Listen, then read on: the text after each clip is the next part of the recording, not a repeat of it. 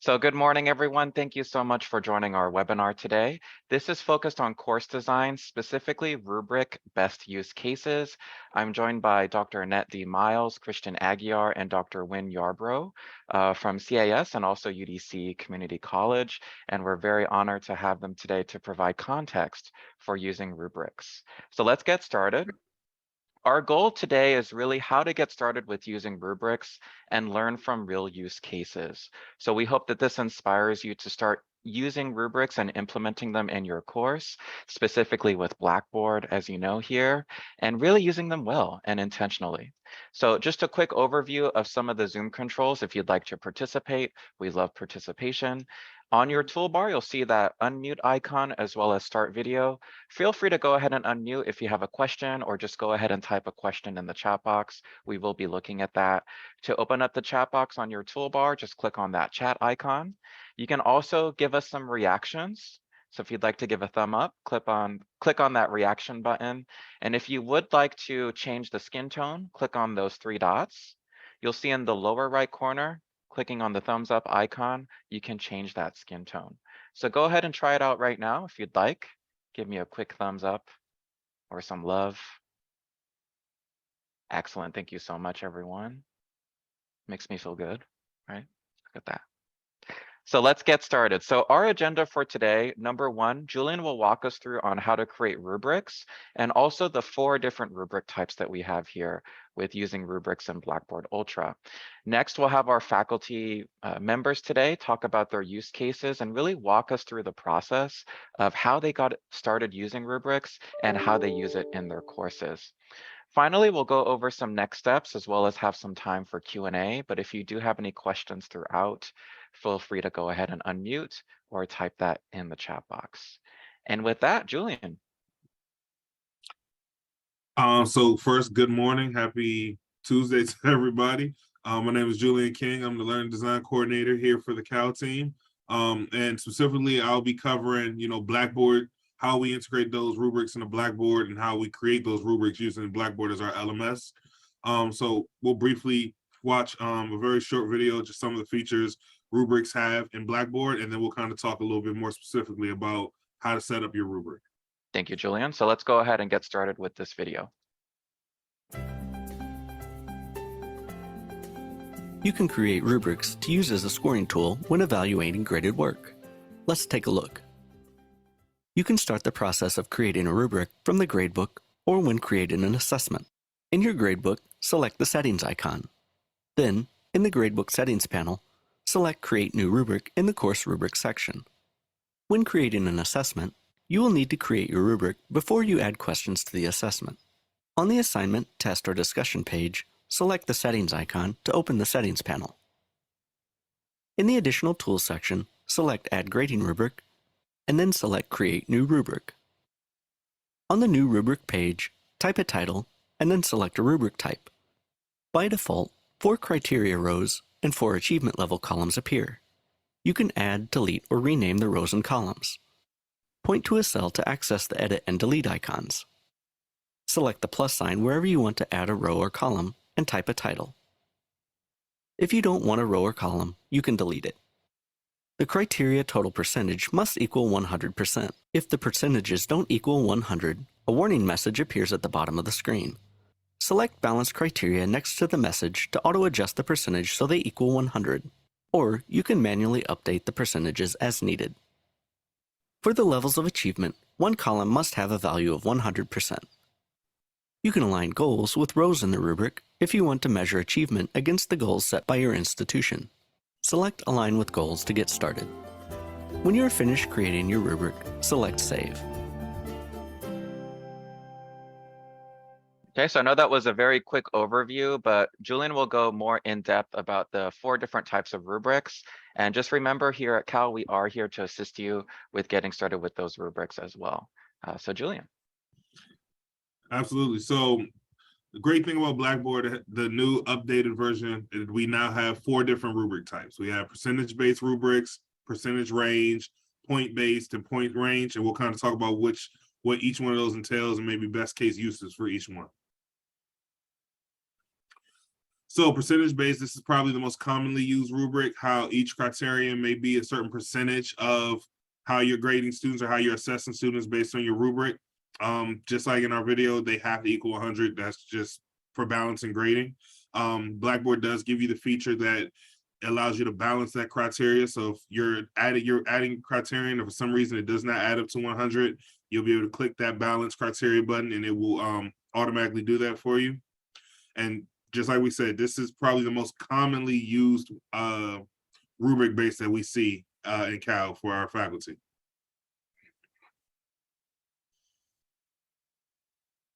So percentage range. The key word in this is range, because the key point of this is when you're able to assess students, you can assess them through a range. And this one's a bit more complicated math-wise as far as calculating overall grade. But when you set your criterion to be 30% of a grade or 30% of your rubric, then you also have that criteria within that says, hey, well, this student is excellent if they achieve 85 to 100%.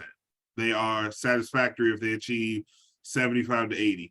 You're able to grade students in between that range, while still being able to attribute to the 25 or 30% of the overall rubric. When you grade this, you definitely want to select the appropriate percentage level for a particular level of achievement. So being very intentional with how you're grading this, especially because it's on a range scale versus just 4, 3, 2, 1. So you really want to be truly intentional with that. And the system calculates these points by multiplying the weight, achievement percentage, and the item points. So mathematically, it's a lot, but it's very accurate when used intentionally. Points based. So I was just hoping a faculty member with this the other day. Points based is exactly how it sounds when you're able to use points. Should be no less than but equal to 99. You can definitely only use whole numbers. I read that piece, but I laughed because I haven't seen anybody try a decimal on a rubric yet. But overall, this is when you're saying, okay, this specific criteria is 20 points of the rubric. This point is 13 points of the rubric, so on and so forth. We do not see a lot of these because I just don't think they're as detailed as we would love them to be for our students, but it's not to say it can't be used in the right situation. And last but not least, points range. And this is another one I see a lot of as well. Being able to select a criterion and allow you to grade students based on a range within certain scales. So just like you see, 8 to 10 points is excellent, 5 to 7 points is satisfactory. This is one I see a lot of this in percentages. And to each his own. I've seen a lot of writing courses use these. Just so that they don't have to make a lot of criterion boxes, but they can be very concise with excellent, satisfactory, and that your 6 points of satisfactory still is within your range versus having to give you a lower score because it does not fit or it's not intentional if you're grading. So this is also something that really benefits students and can provide excellent feedback. And Julian, just before we move on, are there any benefits to using, say, percentage-based versus point-based, or is it just really based on kind of your use case? It's really based on your use case. I've seen in writing courses, points range and points are typically used more, at least that I've seen here. But either I think is actually really well. I think the law school, and work with some of those instructors as well, they use some of the percentage-based. So it's really based on your assessment and your learning activity and what fits your needs and your students' needs, especially when you're assessing them. Yeah, thank you, Julian. Go ahead. No problem. But just specifically, if there's something that you're thinking about adding a rubric to and you just want to know where you get started or which one of these may benefit your learning activity more, please feel free to reach out to us at the C.A.L team. Specifically, there's my email. So a lot of this is integrated in your gradebook, so that is a seamless transition when you're grading and assessing students. So if this is something you're interested in or you just want to get started, please reach out and we can take the proper steps to get you caught up. Yeah, thank you, Julian. And I want to open this up to all our participants today. Do you have any quick questions that we can answer before we move on?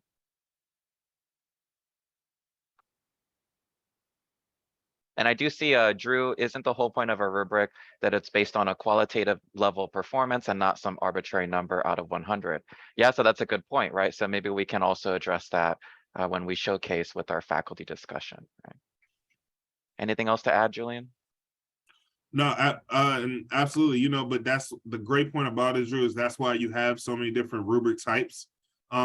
Because some people may feel the same need that, basing it out of 100%, just may not be ideal for what I'm trying to do and how to assess my students properly. So now it gives you the option to pick different formats of rubrics that will allow you to kind of assess students more intentionally the way you've thought about when you were creating that activity. Yeah, now with the updates, we have those 4 different rubric types, which really gives you more flexibility in the type of rubric you want to use for your use case, right? And thank you so much, Julian. Julian will be on the call as well throughout. So if you do have any questions for him at the end that come up, feel free to ask during our Q&A section. Thank you, Julian. No problem. So as we move on to our faculty discussion, we will look at some use cases from our 3 esteemed faculty today. So Krishna, if you'd like to introduce yourself first. Sure. My name is Christian Aguiar. I am an English and writing professor at the community college. I've been at UDC since 2017, and I've been using rubrics since the early 2010s. And Christian, who was your kind of mentor with using rubrics? So I actually come from an ESL background originally. So I was used to using rubrics in terms of assessing, speaking, writing, things like that. So it's actually a guy named Kevin McKay, who teaches at the Community College of Rhode Island. So he was the first person who kind of broke rubrics down for me and suggested they'd be sort of like what Drew's saying, a good way to qualitatively assess things while still making it pretty clear to students what kinds of standards they were being assessed on. Yeah, thank you, Christian. And Annette, Dr. Miles. Good morning. I am Annette Miles, and I am in human development. And I've been using rubrics for a long time. I'm a retired special education teacher. And one thing, we had to use rubrics because they were just, to make sure that students understood what the expectations were and a way of assessing their achievement.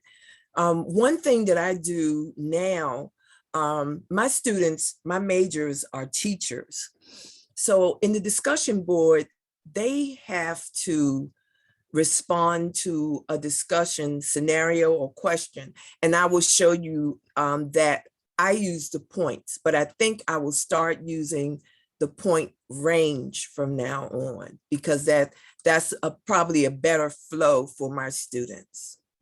Yeah, thank you, Annette. And Wynn Yarbrough will be joining us in just a bit. So let's go ahead and get started with our discussion questions. And this is open to Christian and Annette.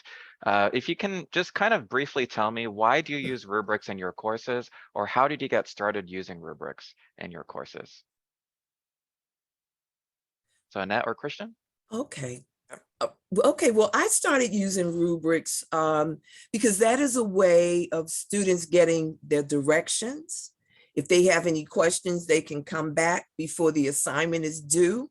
It's a way of helping them figure out how to organize, what resources may be needed, and then they will know how many points they will receive for that assignment. Excellent. Christian. Yeah, so I'll take a slightly different angle on this. I think it's easier as a faculty member. When I started teaching writing rather than ESL and I needed to grade multi-page essays, I was at an institution that was very into holistic grading. And I just remember sitting down and going through, we had smaller class sizes too, so I was going through 10, 15 essays, but even so, it would take hours and hours, and I'd be kind of racking my brain to try to figure out why do I feel like this student paper is an A- and this student paper is a B+, trying to figure out how I would explain it.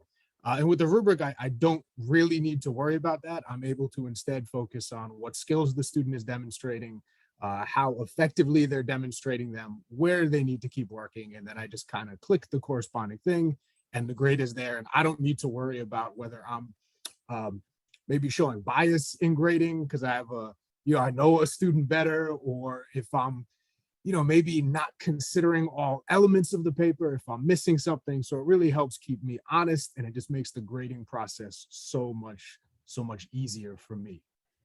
Yeah, Christian, just to follow up, has it helped with your relationship with your students now that it's very transparent, you're using rubrics? Yeah, absolutely. So as a as a TA at the time doing this holistic grading where I didn't have a lot of control over it, students would regularly come to my office hours and just want a detailed explanation and a justification.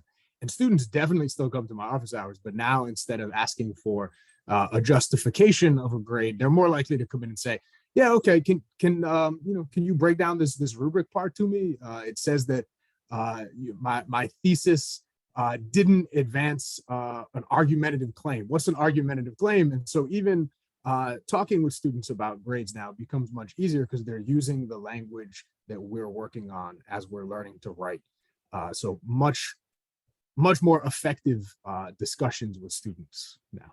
Yeah, and Annette, just to follow up with you as well, how has that helped your relationship with your students in terms of grading? It is very helpful because I put all of the details in the rubric. So it's up front. I mean, it's right there. Everything that they're supposed to do is included in that rubric. Yeah. Excellent. Thank you, Annette and Christian. And our next question is, what are some getting started tips with using rubrics, especially for faculty that are new to using Blackboard or new to using rubrics?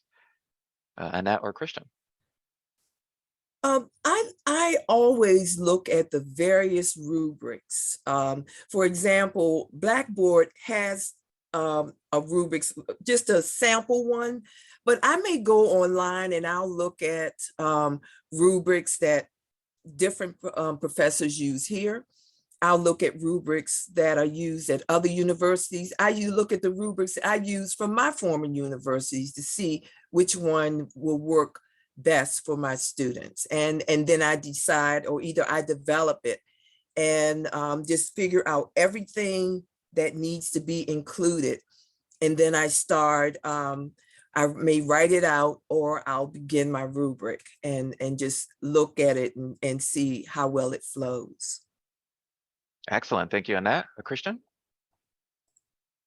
Yeah, so I guess very similar to that. I try to use backward design when I can. So when I'm thinking about where I want students to get in an assessment, at that time, I start putting together the rubric for the assessment because I need to figure out how am I going to determine whether they got there. So as I'm putting together that assignment sheet and planning things, I'm also thinking about what I'm going to be assessing them on and then building backwards through all the scaffolding and steps and things like that. And that also for me makes it easier because I know in designing the rubric, I'm going to have to determine what kind of skills I'm looking for at the end. So then it's much easier to go back and figure out how I'm going to get students there.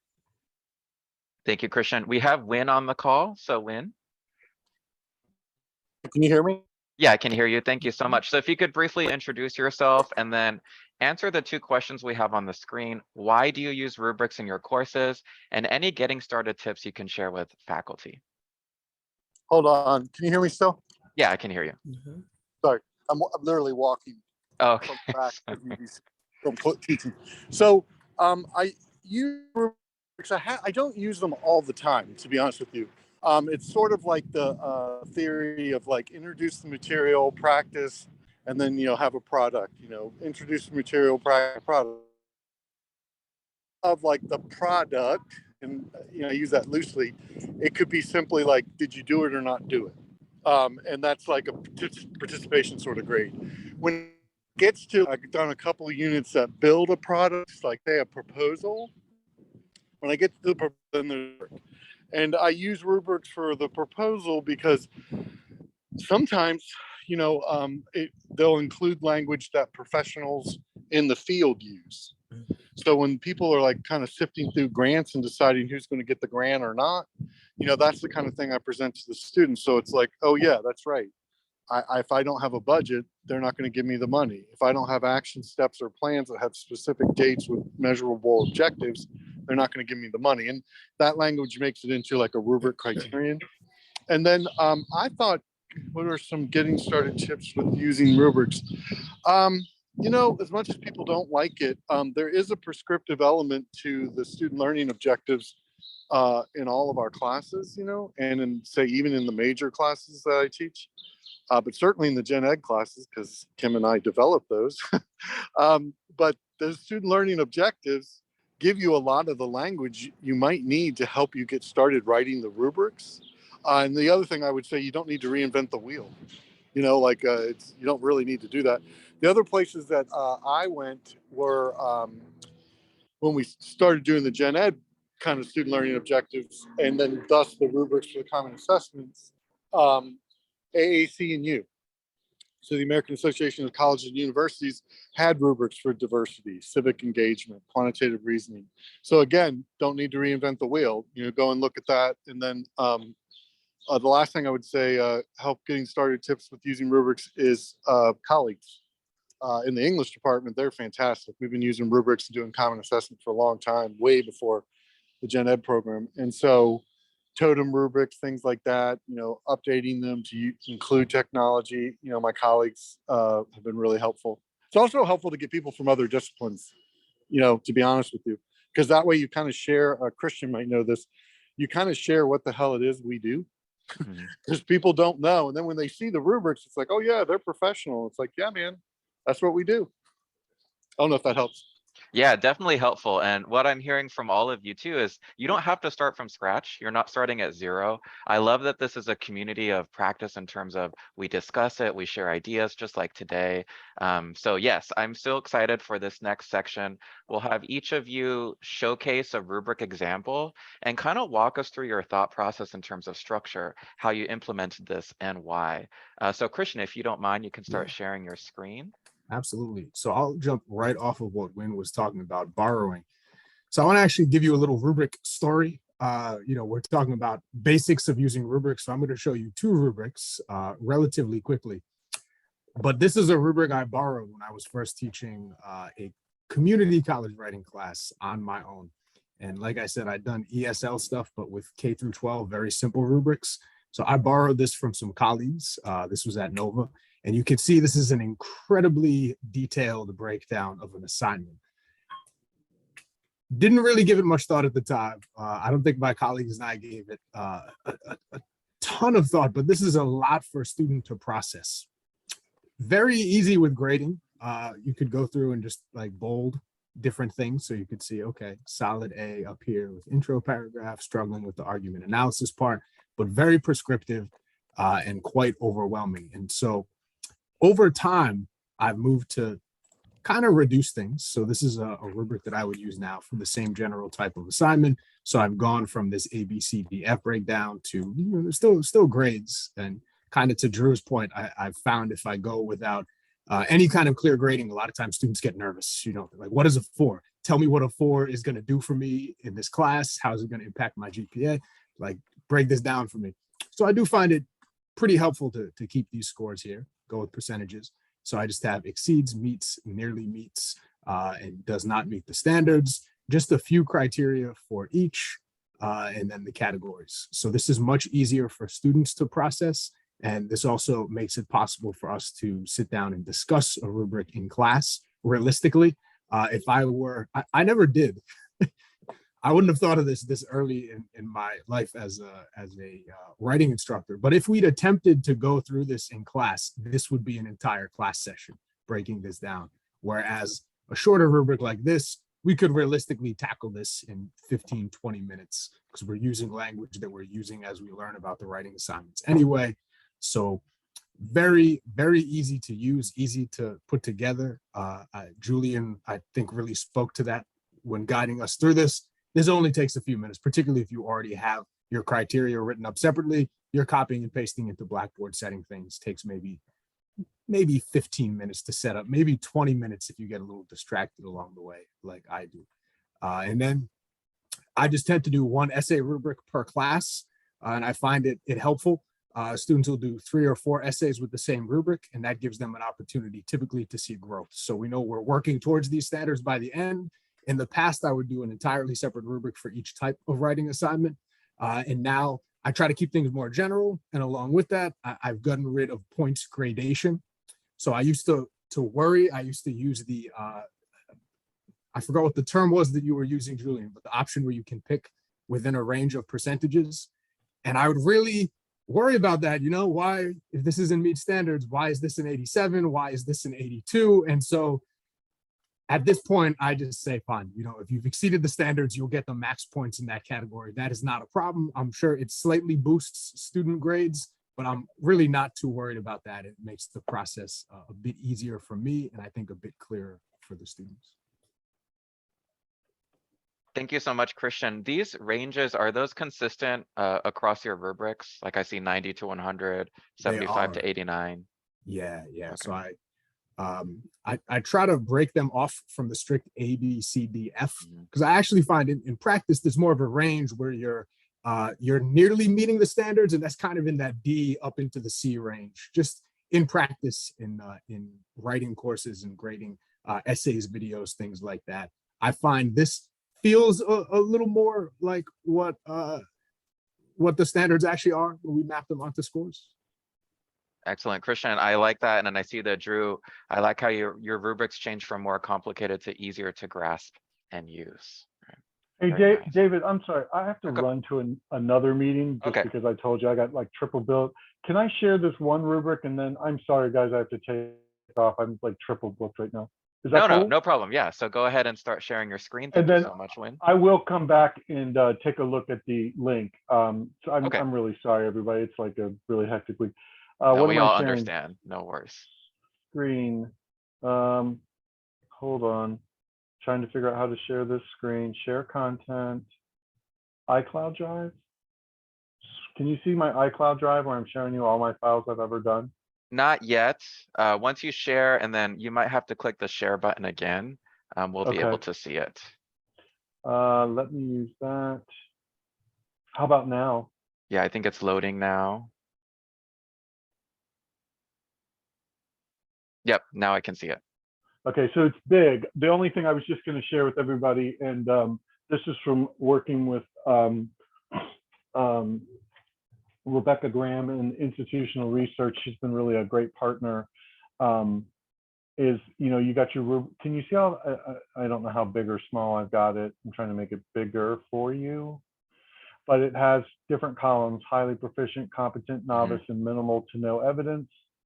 And then on the outside, 25%, 25%, 25%. You see high proficiency shows proficiency, shows low proficiency. And then this is, and really, hopefully, well, I'm always expressing my ignorance to some small semi-enlightenment. What Rebecca sort of kind of got us thinking about was, listen, you want to define some of the language in your rubrics as if you weren't in the room when someone was using them. So I could hand this rubric off to David, and then he would be able to hopefully use the criterion in high proficiency, low proficiency, competency, because he would know what that means because I've defined it. And so, and by say me defined it, I mean, this is Helene Krautheimer, me, and Rebecca Graham and Kim Cruz, offering feedback on it again. But you see the definition of terms and phrases, and then below it is that high proficiency, proficiency, low proficiency, so people could understand what that means. I think those terms probably need a little bit more in the definition myself, but how we were doing like 14 jobs at once, it's difficult.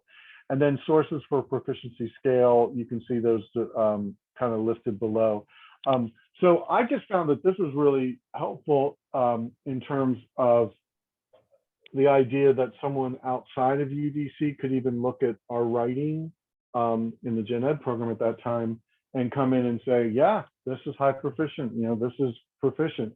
And then maybe even offer feedback. I mean, that's where I'm probably going to end up going in my teaching career now, is having some outside people that I knew that do web writing, that do nonprofit management of arts and things, to be like coming in and offering their feedback on our writing, my writing rubrics or things I use, so that I'm a little bit more having community input, professional academic input, and then pedagogical input as well. Yeah, thank you so much, Wynn, for sharing. I like what you said about anyone outside of UDC can also clearly understand this, and the way that you structured your rubric. I think that's a really good just note for everyone here on the call. Thank you so much for sharing this. Thank you all. Thank you, Wynn. Any questions for Wynn or Christian before we move on?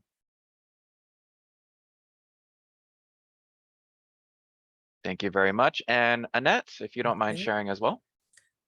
All right, let me see.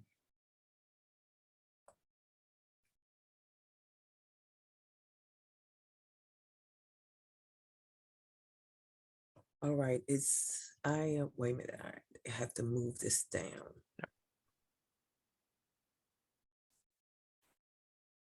Yeah. Okay. Mhm.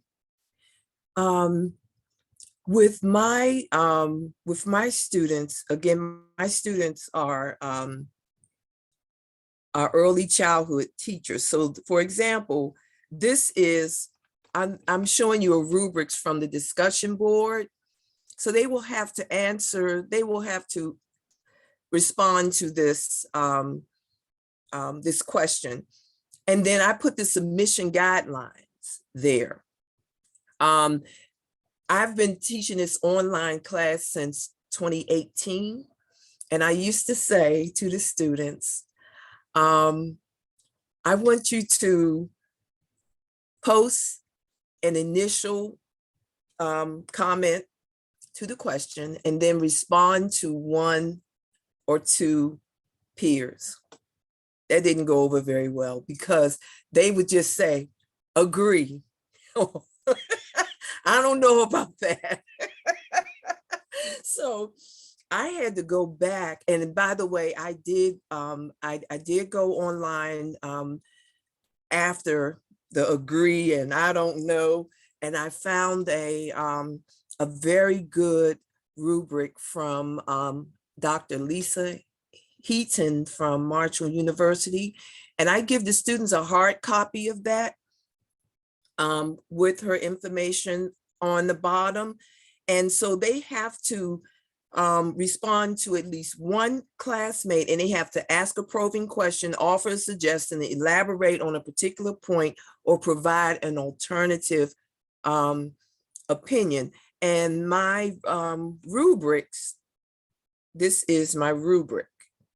So I give 5 points, and they have to look at, they are scored on initial comments, comments to peers, responses to peers' comment, contribution and duration, and the etiquette. And I found that that was very important, especially the etiquette, because again, depending on the question or the scenario, sometimes one student may feel a little uncomfortable about a response that a student made to their reply. So I put in the etiquette and I found that that worked so well. So they have to address the parts and they have it, it's in black and white. These are the things that you need to address for 5, for 3, for 2, for 1.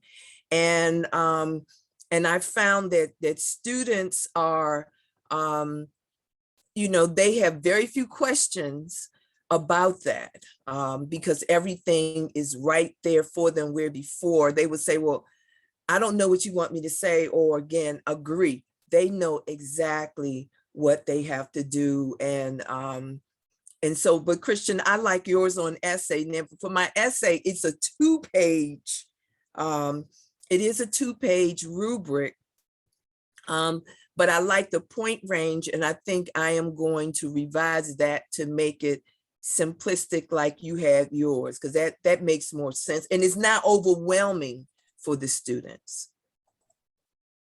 So this is, I just want to go through just the etiquette.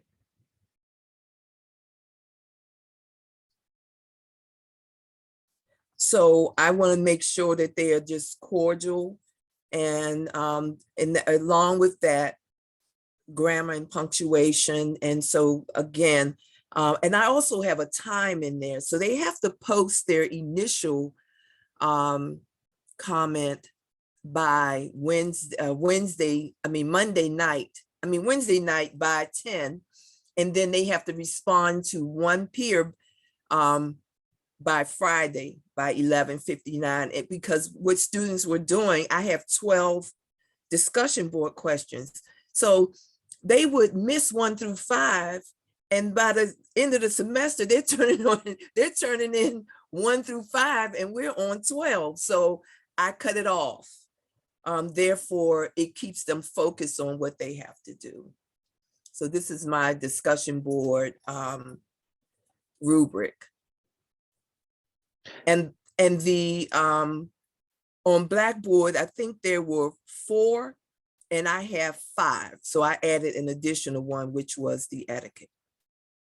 Yeah, and Annette, can you expand upon the etiquette guidelines, or where you found those, or what to keep in mind with etiquette?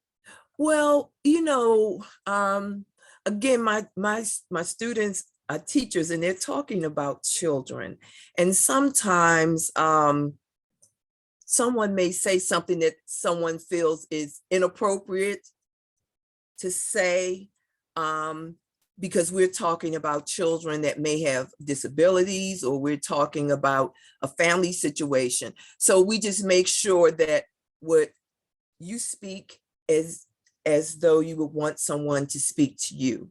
You treat people the way you would want to be treated, and you show mutual respect for your classmates. Even if you don't agree with it, there's a way for you to address it in a professional way. Because once you put it down in writing, it's there, and it's there to stay. Yeah, and I think that's such a good point, because you think about our society as well.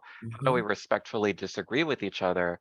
And especially in these academic settings, these are skills that are really important for our students to learn. Right. Yeah. Right. Thank you so much, Annette. Are there any questions for Annette? I just want to speak that's a discussion board rubric. I've thought about implementing it, but I think that's just great practice, especially when you're talking about how our students respond, or most students, not just our students, but most students respond with the "I agree," or they're not just going into detail when you're asking them to elaborate on a classmate's specific post. So being able to get the most out of your students' responses by having this rubric, I think is a great tool. Right. Yeah, this is inspiring me to be a little more detailed in my discussion board rubrics, because I tend to just do like post, no post. Oh, okay. So well, see, another thing is, once my students, whatever they put down in writing can be subpoenaed. And I always let them know, you have to be careful what you say, because, someone from, an attorney may call, or someone may call and say, I need your notes from so-and-so, I need this. You can't go back and erase it. It's there. So I teach them that they have to be professional. Now, if you want to say something to someone, say it in person, but not in writing. Yes. Yeah, really good tips. Thank you so much, Annette. And I do want to put a question that I thought of as you were both going over your rubrics. What is your experience with implementing peer assessments in your course, especially with using rubrics?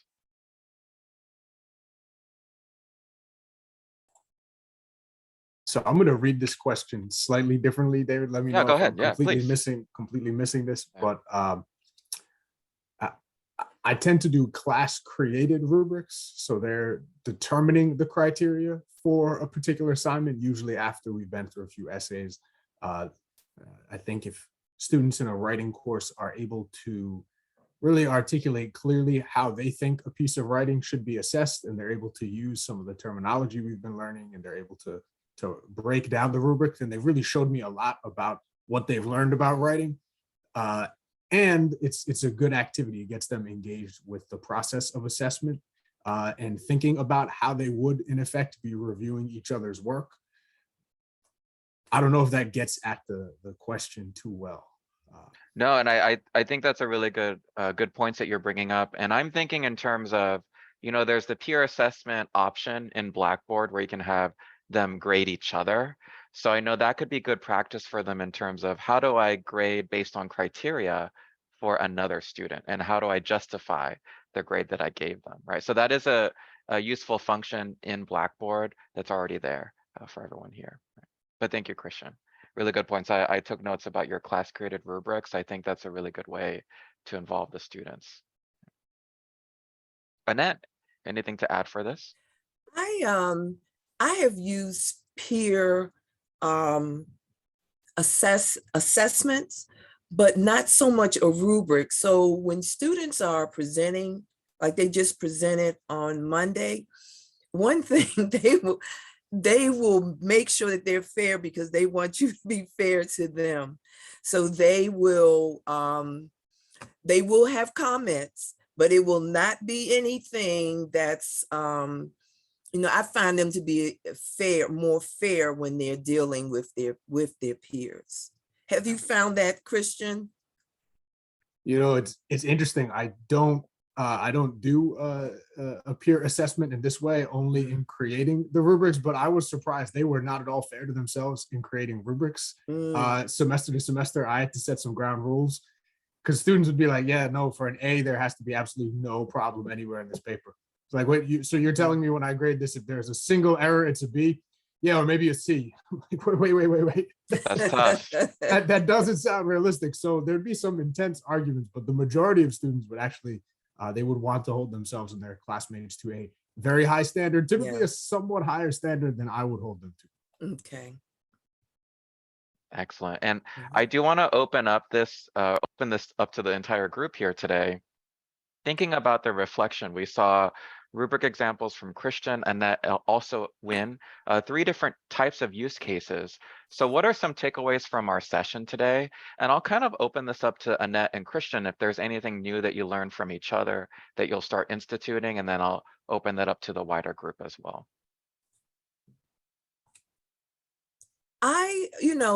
Just seeing how Christian and Wynn use rubrics is helpful, and also looking at the different ones like the point range. I think I will use that more, and I am getting together with a few other faculty members, and we're going to put our rubrics together and just kind of maybe simplify, because I like the one that Christian had for the essay. That will make it much better. So I think we're going to get together and look at each other's rubrics and maybe simplify them or develop something new. But I found this to be very helpful. Yeah, I guess in the same vein, I'm definitely looking to apply Annette's approach to the discussion board rubric. I thought Wynn's point about getting folks from industry or from the arts in DC to come in and provide some feedback on what they might be looking at would be particularly helpful. So I may try to join in with Wynn on that. If this is going to be something we can do in Gen Ed courses, I imagine something we can probably do together. Mm-hmm. Yeah, and Annette, when you showed that, it made me think about, our Blackboard Ultra Essentials training, how we can institute these rubrics, because there are so many discussion board post activities there. Using those rubrics would be great, right? And I'm already thinking about how we can start instituting that as well in our training. Anyone else from the group today? Any new perspectives that you learned, or just a reflection on some takeaways? Julian, any takeaways for you from today? Well, beyond, I think the discussion board rubric was perfect for me, and then also hearing you all tell about not having to start from scratch, being able to work with your colleagues to be able to put together the best type of rubrics. I think that a lot of times us as university faculty try to come up with everything on our own, and you don't necessarily have to when you have so many different resources in different departments that are able to help you. And then also Christian's point about condensing that rubric. I love how his rubric started off as pretty much 3 paragraphs in each criterion, and by the time he finished, it was 3 sentences in each one, and they were direct, concise, intentional, to the point, and they still held the same weight as the prior one, but it made it simplistic for students to understand. And the big thing about it is students should know how they're being assessed, and they should thoroughly be able to understand the rubric that will be assessing them, so that they can use that in the future. And I would just like to say that for some reason, I think it's been an excellent session, but it's been going out. I was taken out 2 or 3 times during the session. It's Dr. Shan Strong, and I had to get back in. It said that you're trying to get back into the session. Has anyone else been experiencing that? Mm-hmm. I just literally, I had to sign in again to get back in over the last few minutes. But I am just so delighted with what I'm hearing. And of course, I'm looking at it from an intercultural perspective, and I'm wondering how the rubrics then are explained from an intercultural perspective, so that we're not using unintentional bias as we try to assess where people are. Have you thought about using an integration of cultural norms and meaning associated with grading to give attention to any unintentional bias as relates to exposure, etc., to language and teaching environments and etc. I didn't hear that, and I just wanted to know if that is even a consideration, because we have a large number of international students here. Right, exactly. At the university, so we can't make assumptions about normal or any type of normality without considering. So I just wanted to know if that has ever been considered in terms of your rubrics, looking at it from an intercultural perspective and given assessments or special consideration for any unintentional bias. Well, you know, in human development, I teach from the culturally responsive approach. My students come from all over the world. And so I make sure, and I will ask for feedback. I do consider my students always when I'm developing questions, when I'm developing rubrics, and I will even ask them, is this clear? Is this, how does this sound to you? Because it is very important, and I don't want them to assume that or have any bias there and not see it, and they, it is offensive to them. So I am always looking at that, but I do get feedback. Thank you. And Christian? Yeah, I'll add to that as someone who also teaches in that Ladson Billings culturally sustaining kind of tradition. What's been big for me and for my colleagues at the community college in our writing courses is doing a collaborative grading session, ideally early on in every single class. So we're sitting down with students and we're discussing and ultimately negotiating a grade with them using the rubric. And so that's an instance where if there's any unclear elements or anything that might be kind of influencing the grading process, we're likely to see that during that process. So I'll put in a plug if anyone's interested. My colleague Ahmad Wright and Andrew Howard and I have an article on this, so happy to share that with anyone. Okay. I think it's a really good way definitely to engage students in the assessment, but also, like you're saying, Dr. Shanstrong, to make sure, we see if there's bias being enacted in the rubric. Thank you.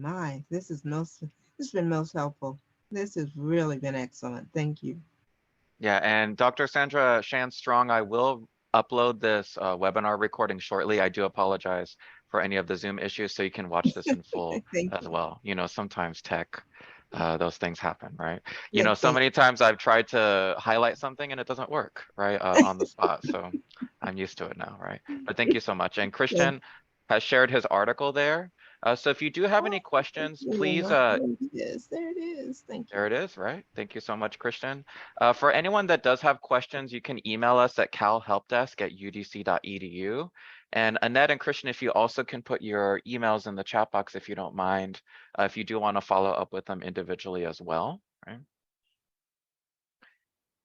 And then before we conclude today, I have put in the chat box, we are continuing this conversation with Dr. John Britton and Dr. Philip Lee from the David A. Clark School of Law next month on October 13th from 12:30 to 1:30 p.m. So they'll also do a deeper dive into how they use the rubrics in their own use cases. That should be a very engaging and very enlightening conversation as well. But I do want to thanks so much, Christian and Annette and Wynn, for your time today.